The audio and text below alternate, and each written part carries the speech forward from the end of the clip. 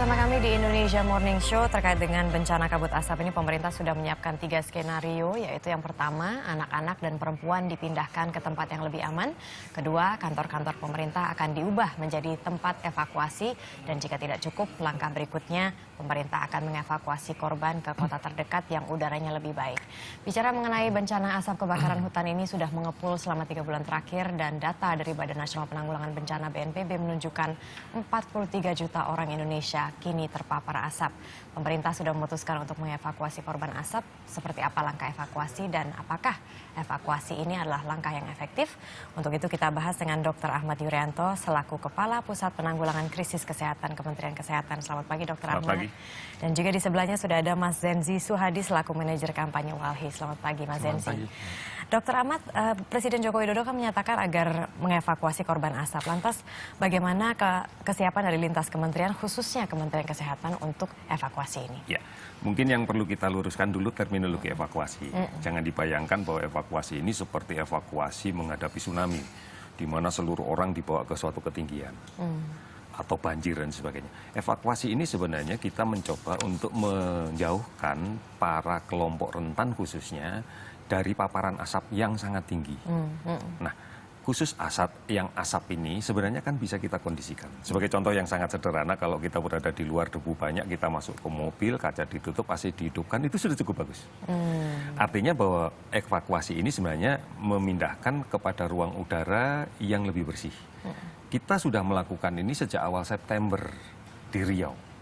Di antaranya adalah beberapa warga kita yang memiliki kemampuan untuk bisa mentreatment udara rumahnya karena dia punya AC dan sebagainya, itu menawarkan kepada tetangga-tetangganya yang kemudian kondisinya tidak mampu seperti dia untuk pindah ke dia. Ibu hamil, anak-anak, balita, atau orang yang memang rentan dengan ini dipindahkan ke situ. Kemudian kita tambah lagi dengan meminta pemerintah daerah menyediakan fasilitas yang dimiliki. Kita tahu bahwa di kantor balai kota tentunya di situ ada ruang rapat yang udaranya bagus, ruang-ruang yang lain itu digunakan. Nah, ini juga marak dilakukan oleh semua warga masyarakat kita karena memang kepeduliannya luar biasa terhadap ini. Inilah yang kemudian kita lakukan. Baik, kalau bicara mengenai evakuasi, dokter, evakuasi ini apakah menurut staf-staf Anda juga di lapangan, apakah sudah ketahuan evakuasi ini sampai kapan? Iya, pasti karena kan menghindar dari kondisi kabut asap yang jelek. Sampai kapan? Sampai ancaman kabut asap ini tidak lagi muncul. Jadi inilah yang harus kita lakukan, itu prinsip kita. Oke, baik. Nah, itu juga menjadi pernyataan dari masyarakat begitu. Kemarin ketika rencana evakuasi dari pemerintah ini memang ada sebagian yang menyambut baik, tapi ada sebagian juga warga yang mengatakan bahwa evakuasi, yang kami butuhkan bukan evakuasi. Yang kami butuhkan adalah penghilangan kabut asap, penanggulangan kabut asap dan kebakaran asap. Nah, apakah evakuasi ini efektif, Mas Zenzi? Evakuasi itu memang sekarang ini menjadi kebutuhan ya, dengan berbagai klasifikasinya. Ada yang evakuasi maknanya bagaimana menghadirkan udara yang bersih bagi mereka, bisa dia pindah rumah ataupun kita kalau di Palangkaraya dan di Jambi kita menyediakan safe house kayak begitu. Jadi orang yang butuh udara segar dia bisa ke safe house ini. Dan di tingkatan berikutnya kita memang mengevakuasi warga itu ke provinsi tetangga kayak ke Banjarmasin. Karena kita melihat selain warga ini butuh udara yang segar, ada juga situasi psikologis yang harus kita pikirkan. Karena warga sudah terpapar asap ini dia berbulan-bulan kayak gitu. Jadi dia butuh tempat yang memang jauh lebih baik kayak gitu. Tapi pada saat ini terpenting itu bagaimana pencegahan situasi lebih parah terhadap kelompok-kelompok yang rentan kayak bayi, orang tua, orang hamil ini supaya mereka mendapatkan udara yang baik kayak begitu. Tidak mesti dia dipindahkan tempat, ada safe house itu sudah cukup baik. Oke, jadi menurut Anda sebetulnya langkah evakuasi dari pemerintah ini sudah merupakan hal yang tepat? Sudah hal yang tepat, hanya saja kita melihat ini memang ada keterlambatan di pemerintah daerah ya. Pemerintah daerah ini setelah ada instruksi dari pemerintah pusat baru bergerak. Seharusnya kalau berpijak kepada PP 41 tahun 99, ketika ISPU itu sudah 300 ke atas, ada kewajiban dari pemerintah daerah itu untuk mengumumkan situasi darurat pencemaran asap, pencemaran udara. Nah, langkah-langkah penanganan itu seharusnya sudah siap di pemerintah daerah. Jadi jangan menunggu dari pemerintah pusat. Semuanya kayak dibebankan pemerintah pusat. Padahal kewajiban itu ada di pemerintah daerah. Untuk kebutuhan pembiayaan sebenarnya di PP 4199 ini sudah diatur. Penanggung jawab usaha yang menyebabkan polusi asap, polusi udara, itu bertanggung jawab untuk menanggulangi. Nah, selain itu juga, sebenarnya pemerintah daerah ini kan mempunyai sumber juga payung hukumnya di PP 71 2014. Untuk penanggulangan kebakarannya, itu dibebankan kepada pemegang konsesi. Jadi, penanggulangan kebakaran, penanggulangan korban, dua-duanya itu bisa dibebankan kepada pemilik konsesi sebenarnya. Jadi alasan pemerintah daerah bahwasanya tidak ada biaya dan lain-lain itu bukan alasan yang masuk akal bagi kita. Hanya saja sekarang pemerintah daerah ini cenderung tidak bertanggung jawab. Sebenarnya kalau berpijak kepada PP 71 ke PP 41 ini, ada tanggung jawab yang melekat kepada pemerintah daerah karena mereka yang nerbitin izin di daerah juga. Baik, apakah kesulitan biaya itu juga dirasakan untuk membantu orang-orang yang perlu dievakuasi Pak sejauh ini memberikan layanan kesehatan? Iya, kalau kami lihat sekarang upaya yang dilakukan oleh pemerintah pusat sudah all out ya. Dalam 3 hari terakhir ini kami mengirim 5 ton obat-obatan bahan habis pakai sehingga total yang sudah kita kirim sejak di bulan September ini sudah mencapai 38,2 ton. Ini kita kirim sesuai dengan permintaan. Yang terakhir memang kita lebih fokus kepada pengiriman penjernih udara. Karena kan kita menginginkan bahwa shelter yang kita siapkan ini harus lebih banyak lagi. Kita tahu bahwa sekarang ini tanggap darurat. Saatnya untuk merespon tanggap darurat di mana fokusnya pengurangan resiko. Masih banyak yang sehat ini harus kita treatment kuat, jangan sampai sakit. Sementara yang sudah sakit ada protokol medik standar yang berlaku internasional yang harus kita jalankan, kita jamin itu berjalan. Oleh karena itu pengiriman logistik dan sebagainya dalam rangka itu. Menjamin bahwa layanan masyarakat yang terpaksa sakit itu optimal. Dan mencegah sebanyak-banyaknya masyarakat yang saat ini sehat, jangan sampai sakit. Sejauh ini yang sudah ada di tempat-tempat evakuasi itu ada berapa orang Pak, terutama yang terpapar oleh dampak buruk dari kabut asap? Ya, kalau kemudian kita lihat kelompok rentan kita adalah bayi, balita, ibu hamil, kemudian orang-orang tua dan yang memiliki masalah dengan saluran pernafasan, kita bisa menghitung lebih dari 50.000 keseluruhan. Sementara shelter yang kita bentuk kan tidak bisa kita hitung shelter yang dibentuk pemerintah saja. Sangat banyak shelter yang dibentuk oleh masyarakat sendiri. Oleh karena itu kalau kita akan menghitung secara tepat mungkin agak sulit. Dan mereka kan sebenarnya tidak tahu mengungsi ke rumah tetangga. Kemudian pada saat bayinya bisa istirahat tidur dan sebagainya, mungkin ibunya keluar sebentar untuk bereskan rumah yang ditinggal. Setelah itu balik lagi. Dan seterusnya seperti itu yang terjadi di masyarakat kita. Kalau masyarakat luas begitu ya, masyarakat dari kepulauan lain, misalnya tadi ada Bobotoh yang sudah mengumpulkan uang 250 juta untuk membantu saudara-saudara kita yang terkena dampak asap, itu menyumbangnya kemana dan apakah bentuknya lebih baik uang ataukah air purifier atau bagaimana ya, Pak? Sekarang ini kebutuhan masyarakat terdampak itu mungkin lebih baik diakses langsung. Yang dalam jangka panjang masih akan kita butuhkan itu masker. Pasti masih akan kita butuhkan karena kita tahu bahwa tidak seluruhnya masuk shelter. Bapak-bapak yang tetap harus beraktivitas untuk menghidupi ekonomi keluarga itu masih tetap terpaksa harus terpapar asap. Ini juga harus kita lindungi dengan menggunakan masker dan sebagainya.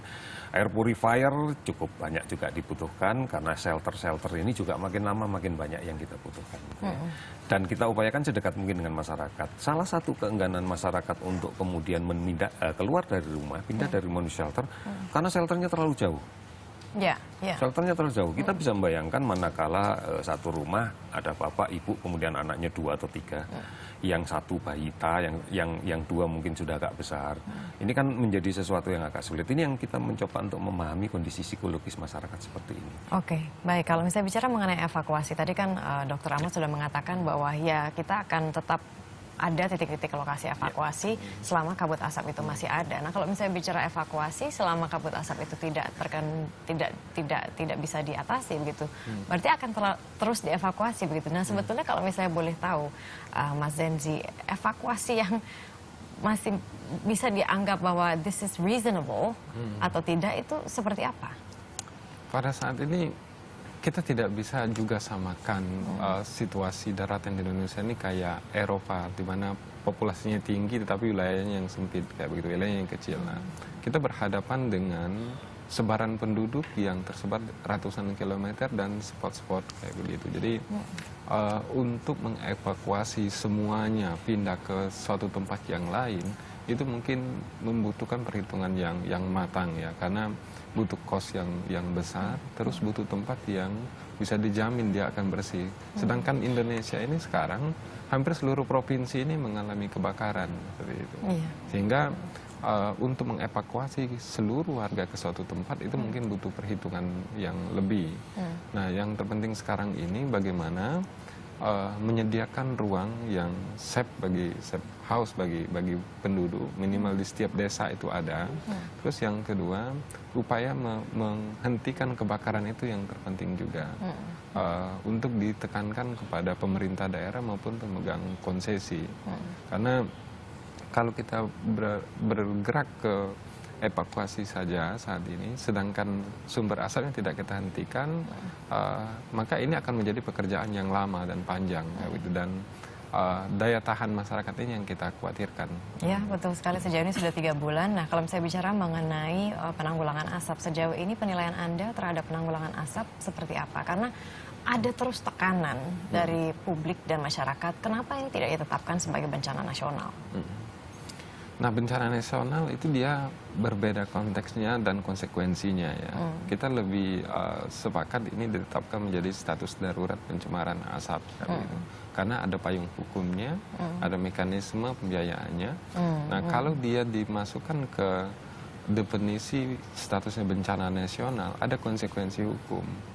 Konsekuensi hukum salah satunya para pemegang konsesi yang seharusnya menjadi pelaku itu bisa digolongkan menjadi korban. Artinya gugatan-gugatan hukum sedang berjalan itu bisa gugur di tengah jalan. Itu yang kita tidak inginkan.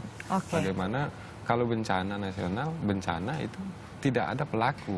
Padahal ini ada pelaku, ada sesuatu yang direncanakan mengakibatkan situasi seperti ini. Oke, baik. Nah, dokter, kalau misalnya bicara mengenai pertolongan pertama, ini kan dari unit terkecil gitu ya, mungkin dari tetangga atau keluarga, apa yang harus dilakukan ketika memang kita terpapar asap? Ya, sebenarnya ada pencegahan primer yang harus dilakukan dan dipahami oleh seluruh masyarakat. Pencegahan primer yang pertama, hindari. Apapun yang terjadi, asap itu bukan habitat normal kita, itu bukan sesuatu yang sehat untuk kita, itu harus dihindari. Seandainya tidak mampu menghindari, dikurangi. Dikurangi itu dari daerah yang sangat pekat menuju yang kurang pekat. Atau dikurangi dari terpapar yang lebih lama menjadi terpapar yang tidak terlalu lama. Atau dikurangi dengan menggunakan barier, menggunakan masker sebagai upaya agar partikel debu dan sebagainya tidak masuk jalan nafas. Ini yang harus dilakukan. Kemudian ada kelompok-kelompok yang secara khusus kita harus ekstra memperhatikan karena kelompok ini sangat rentan. Terutama pada yang saya katakan tadi, bayi, balita, ibu hamil, orang lanjut usia, kemudian masyarakat yang memang secara awal sudah ada struktur yang bermasalah dengan saluran nafasnya, penderita penyakit paru yang kronis, penderita penyakit jantung. Ini yang harus dilakukan pada pencegahan primer. Pencegahan sekunder manakala terjadi terpaksa harus sakit, harus segera berobat. Kalau tidak, akan komplikasi nanti, akan menjadi sulit. Tidak ada permasalahan asap ini begitu kena langsung berat itu tidak, pasti ada gradualnya. Pelan-pelan menjadi makin parah, makin parah, makin parah. Ini adalah pencegahan-pencegahan yang kita laksanakan secara sekunder. Pencegahan-pencegahan yang tersier adalah kita lengkapi seluruh fasilitas di mana masyarakat ini bisa mendapatkan safe house ya, seperti dikatakan, atau kita sebutnya shelter. Ada yang mengatakan rumah singgah, ada yang mengatakan rumah oksigen dan sebagainya. Ini kita siapkan. Kita siapkan dengan baik, kemudian kita penuhi layanan-layanan dan kebutuhan logistik kesehatan manakala terpaksa harus ada yang sakit, sehingga protokol dasar, protokol standar untuk medis itu bisa kita penuhi. Jadi ini yang harus kita lakukan. Baik, tadi kan dokter juga mengatakan bahwa shelter itu tidak selalu harus yang official gitu. Kadang-kadang ada tetangga yang memang Iya. baik hati Iya. dan juga saling membantu. Nah, Iya. kira-kira bagaimana shelter-shelter yang tidak official ini tapi saling bantu, misalnya mereka tidak punya perlengkapan Iya. yang lengkap untuk Iya. membantu tetangga-tetangga yang terkena asap. Adakah dokter hotline di mana mereka bisa telepon sehingga mereka bisa mendapatkan one package Iya. untuk membantu? Satu, bahwa semua daerah adalah wilayah kerja puskesmas. Dan puskesmas menjadi titik di mana kita harus memenuhi itu. Oke. Oleh karena itu tidak usah mencari kemana-mana, datang ke puskesmas. Karena shelter ini akan menjadi perhatian khusus di mana tim kesehatan akan fokus memberikan perhatian kepada mereka. Ini yang harus kita lakukan. Jadi kita tidak usah terlalu melebar sampai ke tingkat pusat, di tingkat daerah. Karena berjenjang ke belakang, kami pun juga melakukan backup terhadap itu semuanya. Oke, baik. Terima kasih banyak Dr. Ahmad Yuryanto selaku Kepala Pusat Penanggulangan Krisis Kesehatan Kementerian Kesehatan dan juga Mas Zenzi Suhadi selaku Manajer Kampanye Walhi atas bincang-bincangnya.